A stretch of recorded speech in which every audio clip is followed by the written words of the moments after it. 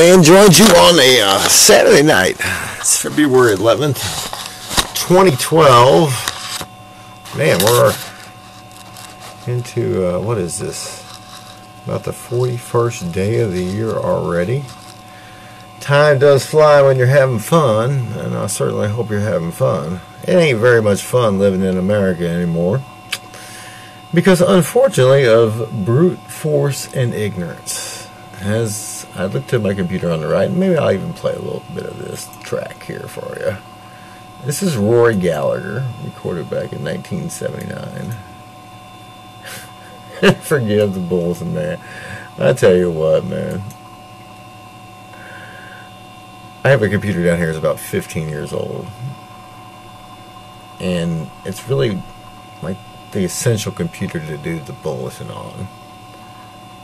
It's my brother's computer I was able to abscond with when they demolished Twin City.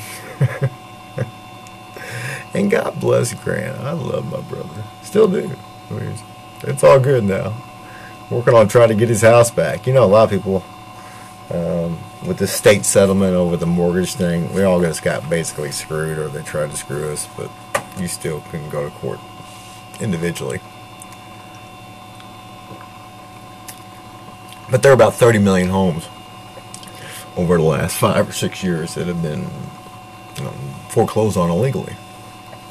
And as a matter of fact, if the home you're living in this evening, if you go down to the courthouse and look at the chain of title, or who your actually the deed of trust is name is in, and if it has MERS in the name, court after court is finding across the country that MERS can actually act as that capacity, which means that you do not owe the note on your house. Pretty crazy, huh? MERS has basically started their own recording system, and the reason why they do that is to save paying the recording fee at the county level. But that is against state law. That is against even federal law. Now they're trying to change it because they want to take over all the housing.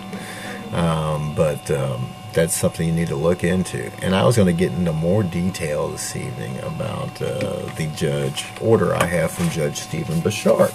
And speaking of people being foreclosed on and people getting kicked out of their houses, Judge Stephen Bouchard actually did the unlawful detainer case on Uncle Grant and the 4340 Primo Road debacle. Uncle Grant's chain of title I had not went and researched yet, but I guarantee you that MERS is somewhere in the mix there. And also Stephen Bouchard, back in 08 I think it was, maybe it might have been 09, evicted Grandma from the house right next to the fairgrounds there in Hillsboro, and they used the Jefferson County squat team or SWAT team to do so. They pulled their armored personnel carrier up, and I also understand they've got urban assault vehicles they're working on too. I mean, they're gearing up to go to war, and who are they going to war with? That would be you and me. And maybe because of stuff like what Bouchard's into and private probation services of Jefferson County, and how they're just running over defendants left and right and stealing their constitutional God-given rights. You know, the only point and purpose of our government is to maintain and protect our God-given constitutional rights. And when it has failed to do so, it has failed its chief design. And where it is failing its chief design is at your local county courthouse. Now, Bulletinman is a praying man. I've been praying for years that revival would come to Hillsboro. And you know what? Slowly but surely, there are a few coming around. And that is how I got this order. Because there are a few officers of the court, legitimate officers of the court, who do care about the judiciary and are smart enough to realize and understand that if they don't get this under control, it could literally blow up in their face. Now, I'm not advocating violence. I'm certainly not going to blow up the courthouse. But there are others out there who might do that because they just happened to find a copy of the Constitution somewhere along the line and maybe read a couple chapters of it and got to thinking, man, just does not jive. You know, the ironic thing about it is when you walk up to that courthouse, it says that your bags are subject to search. And then when you walk over the doors of the courthouse, if you go to the recorder's office or circuit clerk's office, the county clerk's office, there should be a oath recorded with the county clerk from a judge and a prosecuting attorney that says that they will uphold your God-given constitutional rights. They swear an oath to do that, but they stick a sticker on the door that you're subject to search, and they search you when you walk into their courthouse. Why are they so paranoid?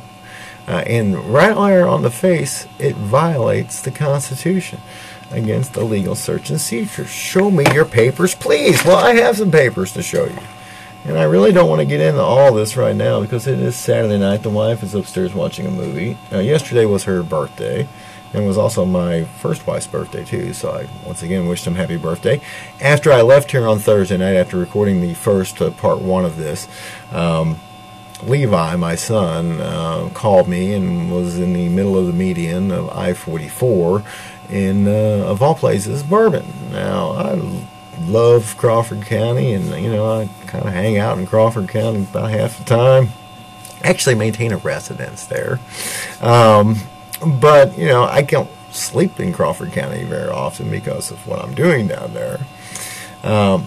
Though, on occasion, I will go by there and hang out and watch some TV and sleep there a couple times. But, you know, I don't make a habit of it by any means. But I'm in Crawford County all the time. But, so I get this call, and so I got to go into the middle of Bourbon. Now, that is deep behind enemy lines for the Bulletinman. But God works in strange and mysterious ways with wonders to behold. The officer I encountered, who actually took care of all this for Levi, was Officer Birmingham, or Birmingham. It's like, it ain't Birmingham, it's Birmingham. But he was a fine young police officer.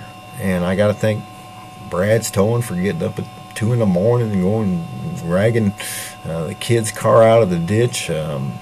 Even though they charged me $100 to go 2 miles, and got the little Allstate auto club type thing, they wouldn't take that. But God bless Brad for coming out there anyway. I'm going to get into more of this on Monday. I wanted to go to the courthouse on Friday and pass these papers out, but we had to get the son's car back on the road, and I got to thank Ralph at Ralph's Tires for taking care of that situation. Ralph fixes up with some studded snow tires, so maybe he can keep his car on the road. Actually, what happened is one of his friends freaked out. He'd been in a car wreck a couple years ago, lost his aunt, and Levi ran onto the rumble strip, and the kid grabbed the steering wheel. Levi was able to bring it under control somewhat, at least cut the speed down. They ran into the guardrail because of some kid reaching over and grabbing the steering wheel. And I don't think my son's lying about that one. Now, he does occasionally lie to me and mislead me on all things. But I got to thank everybody who helped out in that situation. Got to thank the Mazering family. God bless the Mazering family. They have done more for me and my children, and they do more for the people of Crawford County, helping people out. They're great people. They really are. But they let me take the car to Larry's parking lot and stick it there while we were able to get the car piece back together. Don't look very good, but it is very functional.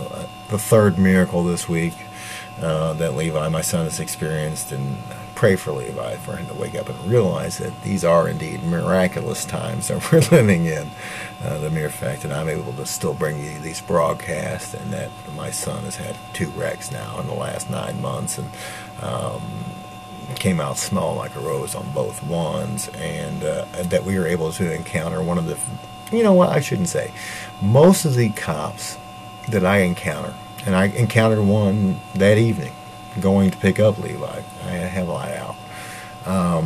Most of the cops I encounter on the road know what's up. They don't like what they're doing, and they're just trying to do it to make a living, doing their job. And I can understand that. Even though tickets, are all basically, if you harm anybody, you haven't hurt anybody, then you're not a criminal.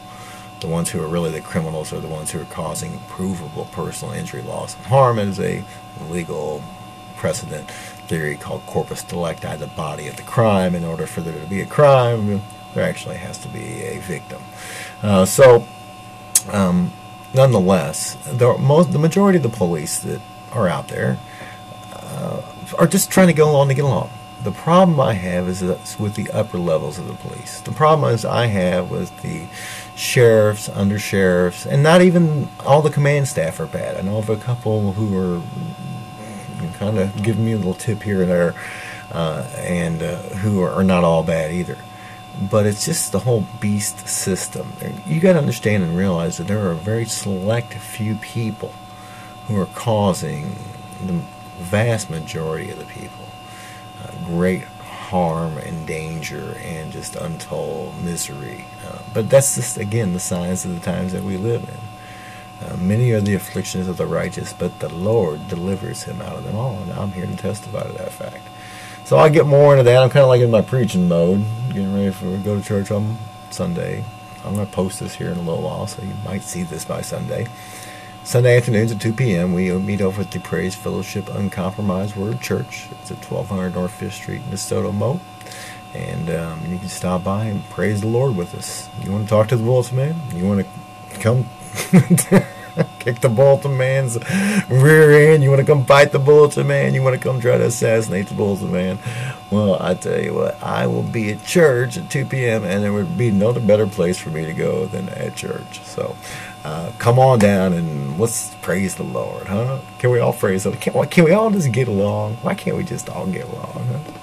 Anyway, pray for Judge Bouchard. I think he's going to be looking for a new job. I would pray he's going to be looking for a new job, or it's either going to be revival or it will be maybe an impeachment. I don't know. Something's going to give. And pray for the ones who are the good ones inside the courthouse who are feeding me this information and other tidbits. And pray for the police, really. I mean, they have a hard job, especially when people lose it. All that is when they lose it. Pray for the courthouse workers who are having to put up and be the front for this illegal. And he has the gall to actually put it into his own words. Amazing. Just totally blows me out the water. All right, well, that's all I got to say for now. I do love you. I appreciate you tuning into this Bulletiinman video broadcast.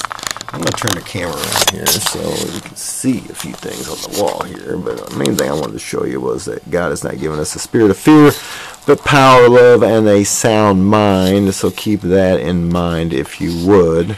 And as always, I ask you to tell a friend about the one and only Bulletiinman. God bless you, and God bless America.